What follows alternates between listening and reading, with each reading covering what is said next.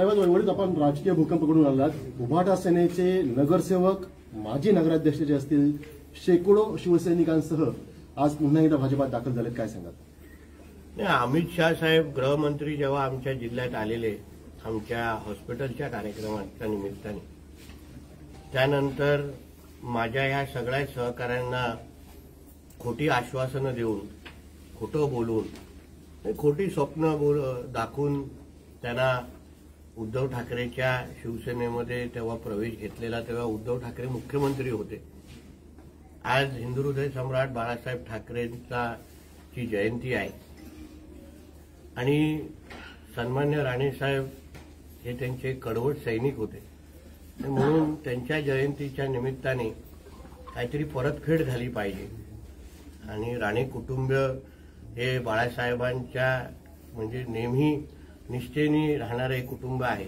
म्हणून आज आमचे सगळे सहकारी म्हणजे नगराध्यक्ष, माजी नगराध्यक्ष असो, नगरसेविका असो आणि अन्य वैभववाडी शहरामध्ये सामाजिक, विधायक, राजकीय काम करणारे अतिशय सक्षम असे सगळेच कार्यकर्ते त्यांनी भारतीय जनता पक्षामध्ये सन्मान्य मोदी साहेबांच्या नेतृत्वाखाली, सन्मान्य राणेसाहेब आणि सन्मान्य देवेंद्र फडणवीस साहेब आणि आमचे रवी चव्हाणजी त्यांच्या नेतृत्वावर विश्वास ठेवून आज भारतीय जनता पक्षावर परत एकदा विश्वास दाखवलेला आहे. मला विश्वास आहे की वैभववाडी शहरामध्ये निवडणुकीमध्ये आम्ही मोठ्या फरकाने आमचे नगरसेवक निवडून आले आणि आता ज्या पद्धतीने ही सगळी ताकद आम्हाला जुळलेली आहे, भविष्यामध्ये कुठलीही निवडणूक असो, वैभववाडी शहरामध्ये भारतीय जनता पक्षाचाच झेंडा फडकेल, एवढा माझा ठाम विश्वास आहे.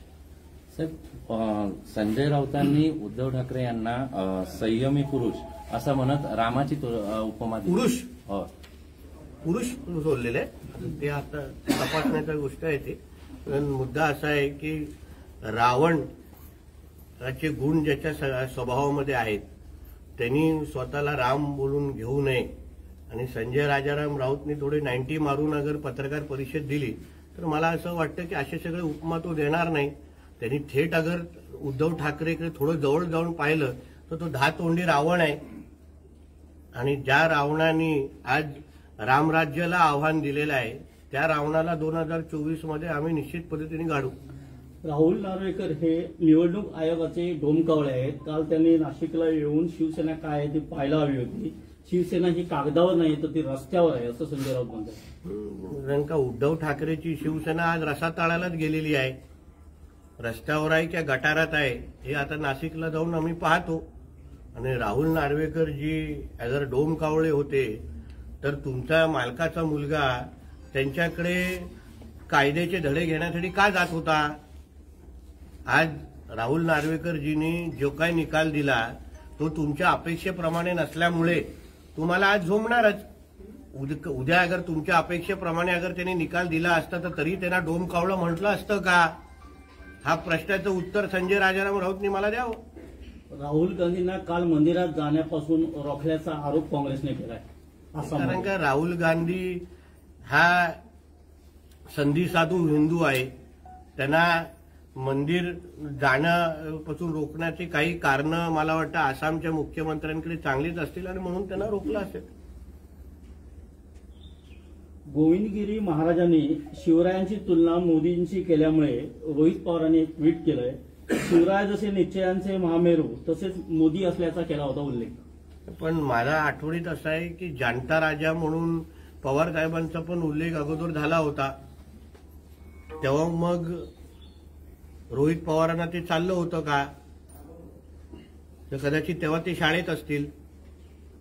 म्हणून मोदी छत्रपती शिवरायांचे गुण अगर मोदी साहेबांमध्ये कोणाला दिसत असतील आणि त्याचा उद्गार अगर त्यांनी काढला असेल तर त्याच्याबद्दल कोणी आक्षेप घेऊ नये. आणि अगर त्याच्यावर आक्षेप घ्यायचा असेल तर त्यांच्या आजोबांना जाणता राजाचं जी उपमा दिली त्याच्यावर पण आक्षेप घ्यावं.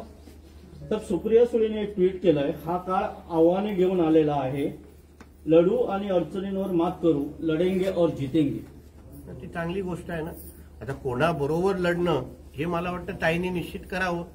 कारण जे स्वतःच्या सख्या नातेवाईकाला न्याय देऊ शकले नाही, ज्यांनी वर्षानुवर्ष अजितदादांवर अन्यायच केला, वर्षानुवर्ष पार्थ पवारवर अन्यायच केला, त्यांनी कदाचित पहिलं त्यांच्या विरुद्ध लढून दाखवावं आणि मग दुसऱ्यांची भाषा करावी. भाजपात विष्णूच्या 13व्या अवताराचा जन्म घेतलेला आहे. आम्ही आमच्या रामाचं पूजन करू, तुम्ही तुमच्या विष्णूचं पूजन करा, असं संजय राऊत म्हणतात. मी तेच बोललो ना, रावणाला धातोंडी रावणाला राम बोलवणं हे मुळामध्ये संजय राजाराम राऊतला ते कळत नसेल, कारण का त्यांनी जवळ जाऊन थोडं उद्धव ठाकरेला पाहिलं तर परत एकदा सांगतो धातोंडी रावणच आहे. साहेब, जरांगीनंतर बावनराव तायडेंचाही सरकारला इशारा आहे की मी सरसकट माहिती घेतली नाही त्याबद्दल. ओके.